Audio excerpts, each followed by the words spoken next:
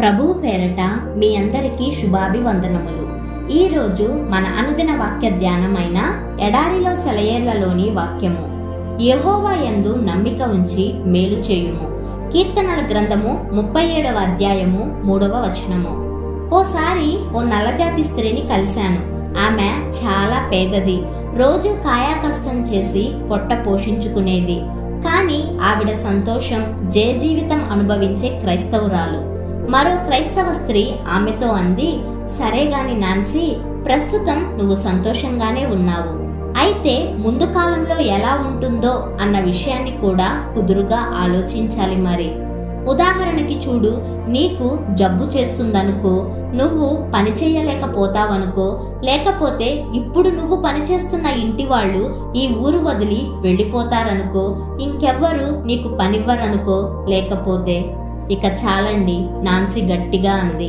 నేనెప్పుడు అలాంటివి అనుకోను. యెహోవా నా కాపరి, నాకు లేమి కలుగదు. ఏమండి, ఈ అనుకోవడాలే మిమ్మల్ని ఎప్పుడు మొహం వేలాడేసుకొని ఉండేలా చేస్తున్నాయి. వాటినన్నింటినీ వదిలిపెట్టి దేవుడి పైన నమ్మకం ఉంచండి. ఈ అనుకోవడాలు ముందేం జరగనున్నదో ఊహించుకొని భయపడడాలన్నింటినీ మన జీవితాల్లో నుండి ఏరిపారేసే ఒక వాక్యం ఉంది. ఆ వాక్యాన్ని చిన్నపిల్లలకుండే విశ్వాసం లాంటి విశ్వాసంతో స్వీకరించి దాన్ననుసరించి ప్రవర్తించాలి. అది హెబ్రీయులకు రాసిన పత్రిక 13వ అధ్యాయము 5-6 వచనాలు. మీకు కలిగి ఉన్న వాటితో తృప్తి పొంది ఉండుడి. నిన్ను ఏమాత్రమును విడువను, నిన్ను ఎన్నడును ఎడబాయను అని ఆయనయే చెప్పెను కదా.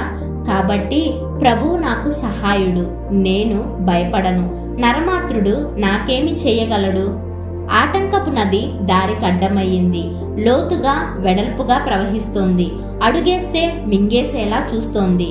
ఆశతో నిరీక్షణతో నవ్వుతూ పాడుతాను. రేపు రాబోయే కష్టం సంగతి రేపే చూస్తాను. చేతులారా దాన్ని ఈ రోజుకి అరువు తెచ్చుకోను. రేపు దాటవలసిన వంతెన ప్రమాదకరం. దాని కొయ్య పలకలు ఊగుతున్నాయి, దాని కమ్మీలు కదిలిపోతున్నాయి.